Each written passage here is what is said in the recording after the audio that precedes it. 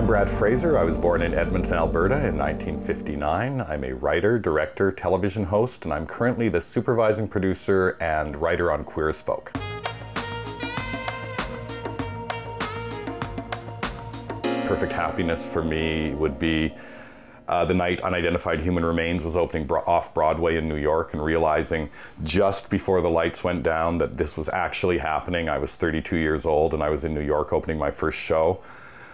Being with a lover at one of those wonderful moments when you're both lying in bed and your hearts are beating at the same time and you feel this is perfect happiness. Or, you know, being in Amsterdam and going to a coffee house with my best friends and walking through sunny Amsterdam, enjoying the people and the canals and everything. I mean, those are all for me my ideas of perfect happiness, and there have been many of them throughout my life, luckily.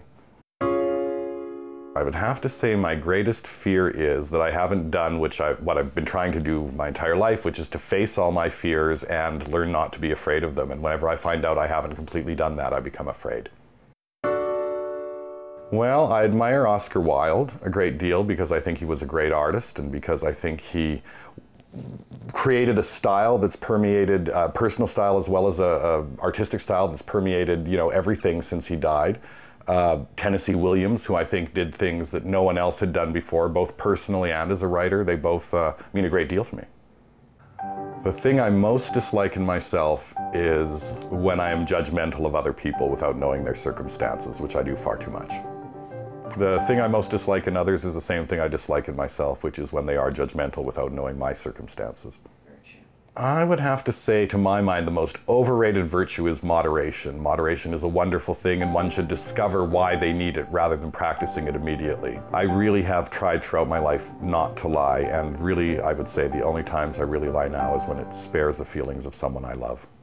If I could live anywhere on the planet, it has to be a toss-up, and I'd say it's a toss-up between Sydney, Australia, because it is a beautiful city, it's a wonderful climate, and those Australians really know how to party, or Montreal, for exactly the same reasons. The only problem is Sydney is too far away and Montreal doesn't have a direct flight to Los Angeles, so I couldn't dream of living there.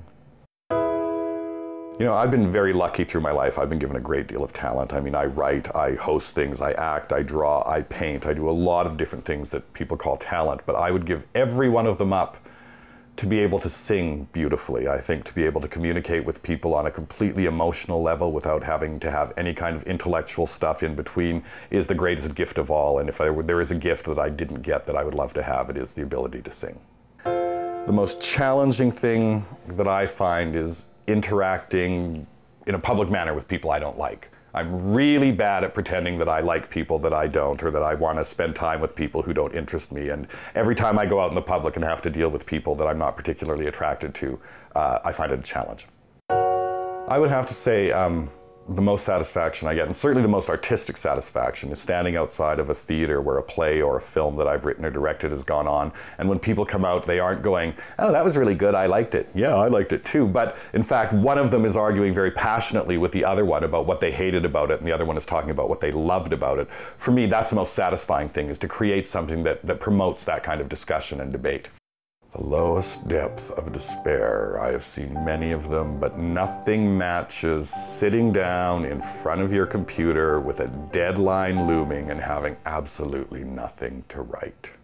I think it would depend who you speak to, but I'll be diplomatic and I'll say confidence. I think my most obvious characteristic is confidence. The profession I would hate to be in the most is that of being a theater critic. They're not very well liked, and once they stop writing, they disappear and you never hear from them again.